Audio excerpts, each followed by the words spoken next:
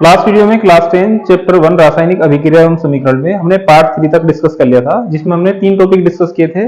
जिसमें से पहला टॉपिक था रासायनिक समीकरण के प्रकार, और हमने उसमें 2 प्रकार की रासायनिक समीकरण डिस्कस की थी, असंतुलित रासायनिक समीकरण और संतुलित रासायनिक समीकरण। और उसमें हमने पढ़ा था द्रव्यमान संरक्षण का नियम। आज की इस वीडियो में उसके आगे से शुरू करेंगे, तो चलिए वीडियो शुरू करते हैं। आज की वीडियो का फर्स्ट टॉपिक है ऊष्मा शोषी अभिक्रिया।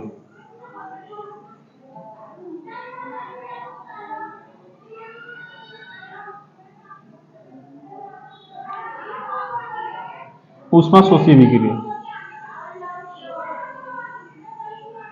तो देख लेते हैं क्या होती है ऊष्मा शोषी अभिक्रिया।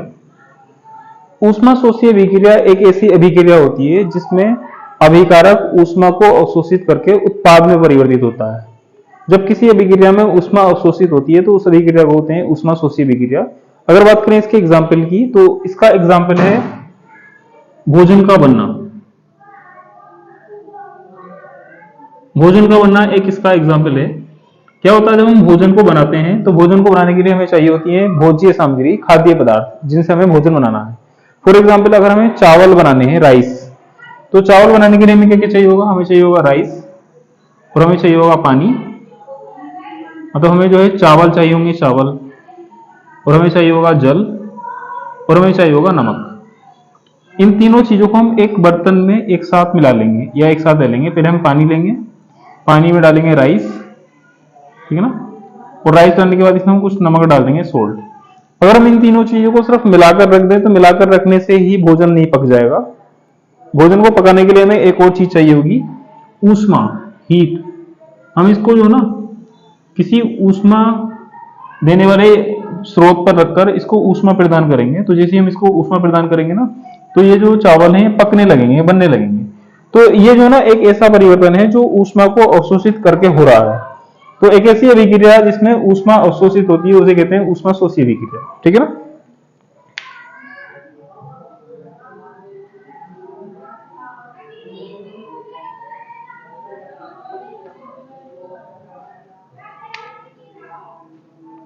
वह रासायनिक अभिक्रिया जिसमें ऊष्मा अवशोषित होती है।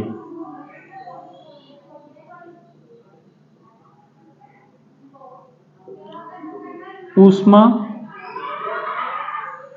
शोषी अभिक्रिया कहलाती है।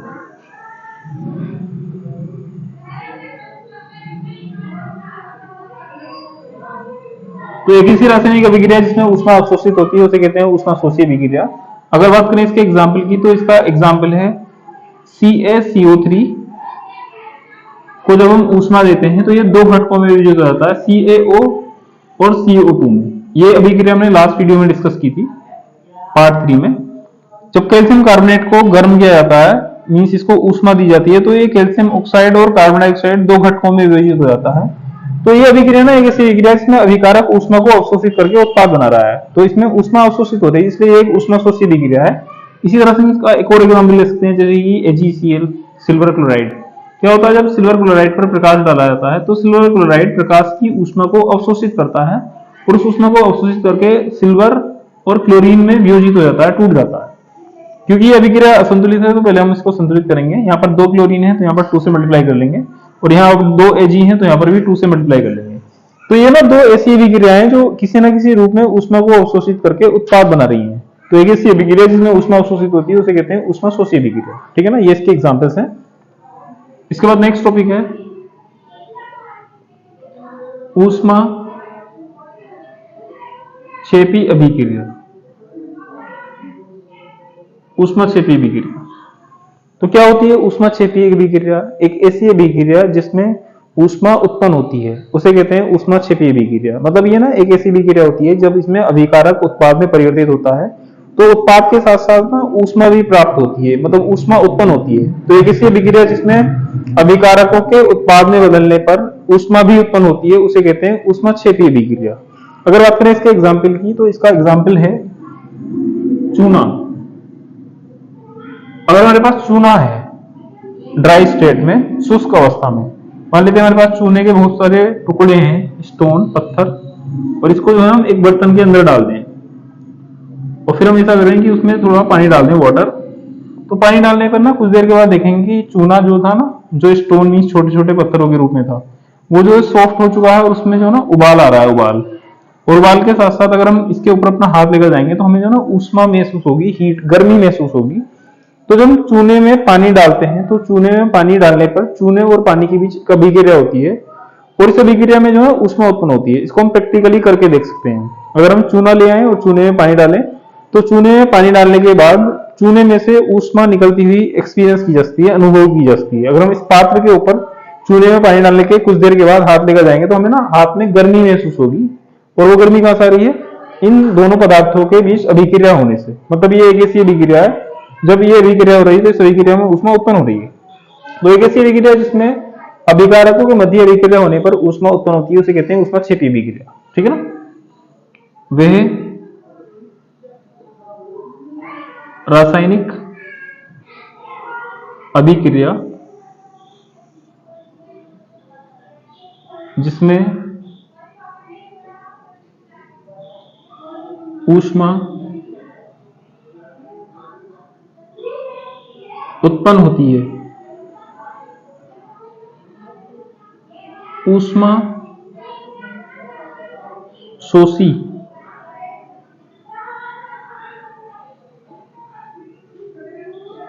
अभिक्रिया कहलाती है। एक ऐसी अभिक्रिया जिसमें ऊष्मा उत्पन्न होती है उसे कहते हैं ऊष्माक्षेपी अभिक्रिया। सॉरी, ऊष्मा शोषी नहीं, ऊष्माक्षेपी, ऊष्माक्षेपी अभिक्रिया कहलाती है। अब इसके कुछ एग्जाम्पल लिख लेते हैं। तो इसके एग्जाम्पल में इसका पहला एग्जाम्पल है CH4। CH4 होता है मेथेन। जब मेथेन को वायु में खुला छोड़ देते हैं तो मेथेन वायु की ऑक्सीजन से अभिक्रिया करके CO2 बनाती है और H2O बनाती है, और इस अभिक्रिया में ऊष्मा उत्पन्न होती है, और ये ऊष्मा जो है ना प्रकाश के रूप में दिखाई देती है। ठीक है ना? इसी तरह से इसका और एक और एग्जाम्पल लिख सकते हैं हम, C2H6। C2H6 की अभिक्रिया जब ऑक्सीजन से कराएंगे तो इसमें भी दो चीजें प्राप्त होती हैं, CO2 प्लस H2O प्लस ऊष्मा, हीट। तो ये दो ना ऐसी अभिक्रियाएं हैं जिसमें ऊष्मा, मतलब अभिकारकों के मध्य अभिक्रिया होने पर उत्पाद प्राप्त हो रहा है, और उसके साथ साथ ऊष्मा भी उत्पन्न हो रही है। ठीक है ना? अगर बात करें इसको बैलेंस करने की, तो बैलेंस कर लेते हैं। यहाँ पर कितना ऑक्सीजन है, यहाँ पर कितने हाइड्रोजन है? 2, क्योंकि यहाँ पर 6 हाइड्रोजन है, तो यहाँ पर 3 से मल्टीप्लाई कर देंगे। 3 दूनी 6 हाइड्रोजन हो गया 6। लेकिन अगर बात करें ऑक्सीजन की, तो यहाँ पर ऑक्सीजन कितने हैं? 3, और यहाँ पर ऑक्सीजन कितने हैं? 5। और कार्बन यहाँ पर कितने हैं? 2, क्योंकि यहाँ पर 2 कार्बन है, क्योंकि यहाँ एक कार्बन है, तो यहाँ पर 2 से मल्टीप्लाई कर लेंगे तो कार्बन यहाँ पर 2 हो गए, लेकिन ऑक्सीजन कितना हो गया? 2 दूनी 4, 4 ऑक्सीजन हो गया यहाँ पर, 4 और 3 ऑक्सीजन यहाँ पर, टोटल ऑक्सीजन हो गया 7। तो यहाँ पर ना हम ऐसा करेंगे 7/2 से मल्टीप्लाई कर देंगे, क्योंकि 2 से 2 कैंसिल, सिर्फ 7 ऑक्सीजन हो जाएंगे। तो अब ये अभिक्रिया संतुलित है। तो ये जो है ना ऐसी अभिक्रियाएं हैं जिनमें अभिकारकों के मध्य अभिक्रिया होने पर ऊष्मा उत्पन्न हो रही है, तो इसको कहते हैं ऊष्माक्षेपी अभिक्रिया। ठीक है ना? मतलब अभिक्रिया जो है ऊष्मा के आधार पर दो प्रकार की होती है, ऊष्माशोषी अभिक्रिया और ऊष्माक्षेपी अभिक्रिया। ऊष्माशोषी अभिक्रिया वो अभिक्रिया होती है जिसमें अभिकारक ऊष्मा को अवशोषित करके उत्पाद बनाता है, जबकि ऊष्माक्षेपी अभिक्रिया वो अभिक्रिया होती है जिसमें अभिकारकों के मध्य अभिक्रिया होने पर जो उत्पाद प्राप्त होते हैं उनके साथ साथ जो है ऊष्मा भी उत्पन्न होती है। ठीक है?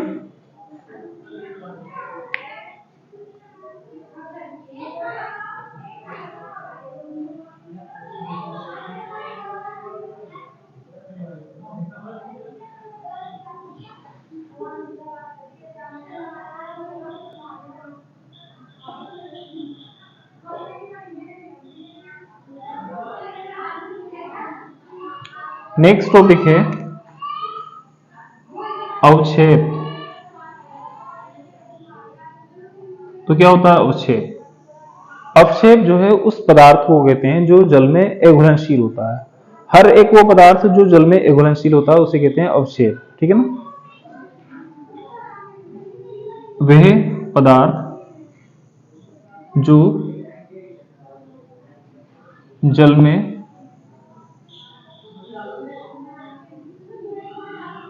अघुलनशील होता है,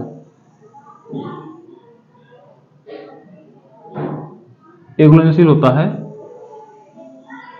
अवक्षेप कहलाता है। अवक्षेप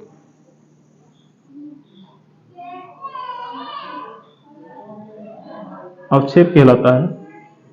अगर बात करें एग्जाम्पल की, तो इसका एग्जाम्पल है BaSO4। BaSO4 होता है बेरियम सल्फेट। जब बेरियम सल्फेट को जल में डाला जाता है तो बेरियम सल्फेट जल में घुलता नहीं है, अघुलनशील रहता है। तो ये जो ना एक अवक्षेप है, क्योंकि हर एक वो पदार्थ जो जल में अघुलनशील होता है उसे कहते हैं अवक्षेप। ठीक है ना। नेक्स्ट, इसके बाद अगला टॉपिक है अवक्षेपण अभिक्रिया। अवक्षेपण अभिक्रिया तो क्या होती है अवक्षेपण अभिक्रिया? अवक्षेपण अभिक्रिया एक ऐसी अभिक्रिया होती है जिसमें जो है ना अवक्षेप प्राप्त होता है। अवक्षेप क्या होता है? अवक्षेप एक ऐसा पदार्थ होता है जो जल में अघुलनशील होता है। तो अगर किसी अभिक्रिया में अभिकारकों के मध्य अभिक्रिया होने पर जो उत्पाद प्राप्त हो रहा है, अगर उस उत्पाद में कोई ऐसा पदार्थ है जो जल में अघुलनशील है, तो वो होता है अवक्षेप। और जिस अभिक्रिया में अवक्षेप बनता है उसे कहते हैं अवक्षेपण अभिक्रिया। ठीक है ना। वह रासायनिक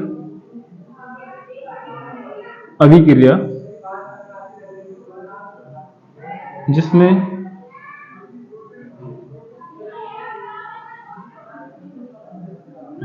अभिकारकों के मध्य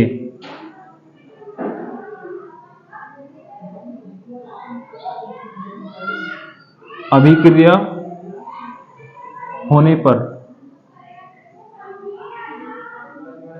अवक्षेप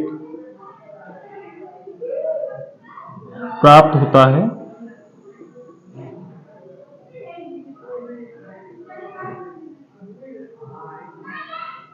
अवक्षेपण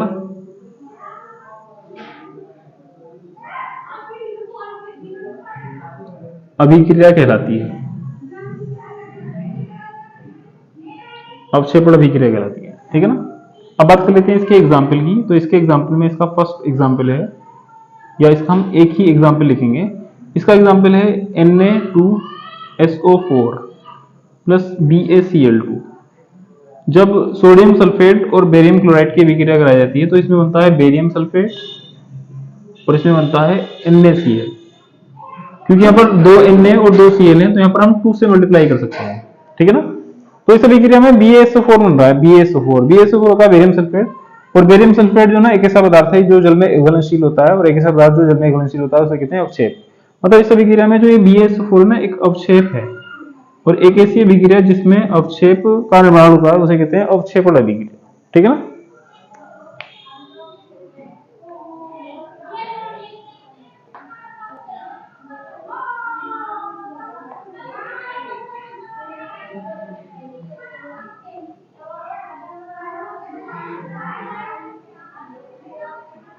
इसके बाद इस वीडियो का नेक्स्ट टॉपिक है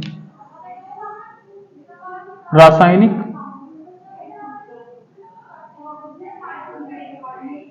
समीकरण में प्रयुक्त प्रतीक चिन्ह।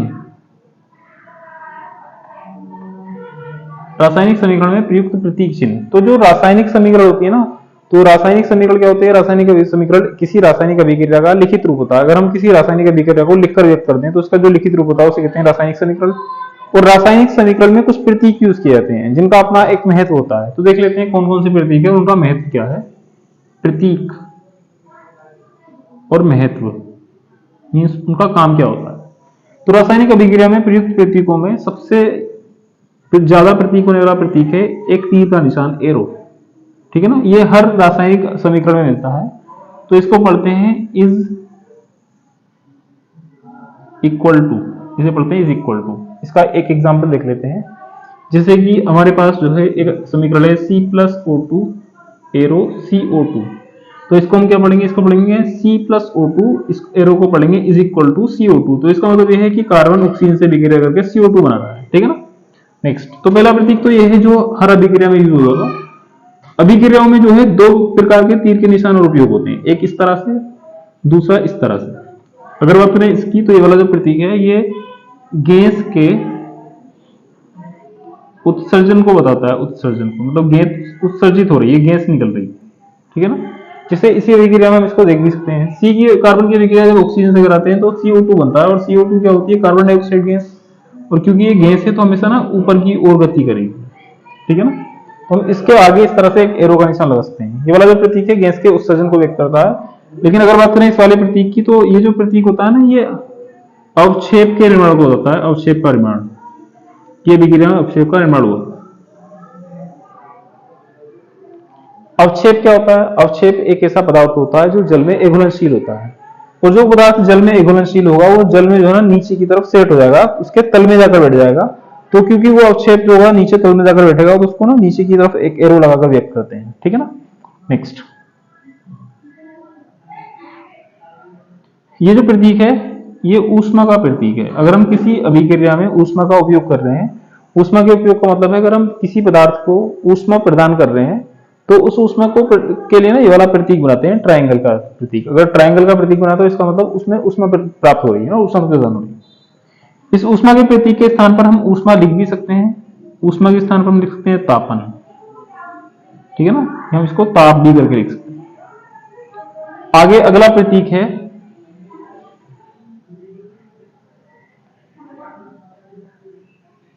यूवी।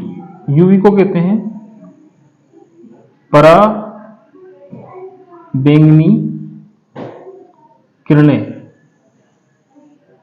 पराबैंगनी किरणें, यूवी होती है अल्ट्रावायलेट रेज, और पराबैंगनी किरणें जो है प्रकाश के अंदर होती हैं। जब किसी अभिक्रिया में अभिकारक के ऊपर प्रकाश डालकर अभिक्रिया कराई जाती है तो एरो पर जो है सिंपल प्रकाश भी लिख सकते हैं, पराबैंगनी किरणें भी लिख सकते हैं, या हम यूवी का प्रतीक भी यूज कर सकते हैं इस सबको लिखने की जगह पर, ठीक है ना। नेक्स्ट, इसके बाद आगे अगला जो प्रतीक है वो है एस। एस फॉर होता है ठोस, एस फॉर होता है सॉलिड, और सॉलिड का मीनिंग क्या होता है, ठोस। तो एस जो है ना ठोस को व्यक्त करता है, जबकि अगर कहीं पर लिखा है एल तो एल व्यक्त करता है द्रव को। एल फॉर होता है लिक्विड, लिक्विड मीन्स क्या होता है, द्रव। ठीक उसी तरह से अगर बात करें जी की, अगर किसी विक्रिया में जी लिखा है तो जी फॉर होता है गैस, तो ये जी है ना ये गैस को व्यक्त करता है। और एक और प्रतीक जो थोड़ा कंफ्यूज करता है वो है एक्यू। एक्यू की अगर फुल फॉर्म लिखेंगे तो एक्यू की फुल फॉर्म होती है एक्वस, और एक्वस को हिंदी में कहते हैं जलीय। हर एक वो पदार्थ जो दिखने में जल की तरह उसे कहते हैं जलीय, ठीक है। और जो पदार्थ जलीय होते हैं, जलीय को इंग्लिश में कहते हैं एक्वस, और उनको एक्यू से व्यक्त करते हैं। तो ये ना कुछ प्रतीक हैं जो किसी रासायनिक अभिक्रिया में हम उपयोग कर सकते हैं। तो इन प्रतीकों में जो पहला प्रतीक है वो है एरो, जो कि हर अभिक्रिया में होगा। दूसरा प्रतीक होगा ऊपर की ओर एरो, जो गैस के उत्सर्जन को दर्शाएगा, जबकि जो अगला प्रतीक होगा वो नीचे की ओर होगा, और ये जो ना अवक्षेप के निर्माण को व्यक्त करेगा। किसी अभिक्रिया में अगर समीकरण एरो यूवी एरो पर अगर यूवी लिखा है तो यूवी व्यक्त करता है पराबैंगनी किरणों को, प्रकाश को। एस होता है सॉलिड ठोस, एल होता है द्रव लिक्विड, और जी होता है गैस, और एक्यू जो है एक्वस को व्यक्त करता है, ठीक है ना। अब देख लेते हैं ये सब किस तरह से होता है। अगर हम Fe की अभिक्रिया H2O से कराएं तो Fe3O4 प्राप्त होता है, और साथ साथ जो है H2 बन जाता है। इसमें Fe क्या है, लोहा। लोहा किस अवस्था में होता है, सॉलिड ठोस, तो यहाँ पर लिखेंगे S। जबकि H2O क्या है, लिक्विड द्रव, तो यहाँ पर लिखेंगे L। और Fe3O4 क्योंकि लोहा है इसमें तो ये सॉलिड ही रहेगा, ठोस। और H2 क्या है, हाइड्रोजन गैस, तो गैस है तो इसे ऊपर चले जाना चाहिए, और ये एक गैस है तो यहाँ पर हम प्रतीक G लिखेंगे। तो इस तरह से ना किसी रासायनिक समीकरण में कुछ प्रतीकों को उपयोग किया जाता है, और इन प्रतीकों का अपना एक महत्व होता है, ठीक है ना। तो ये प्रतीक है और ये इनका महत्व है, मीन्स ये किस किस काम के लिए उपयोग किया जाता है, ठीक है ना। आई होप कि आपको वीडियो समझ में आई होगी। अगर इस वीडियो में आपको कहीं भी कोई कंफ्यूजन रहा हो तो कमेंट बॉक्स में कमेंट कर सकते हैं। Thank you.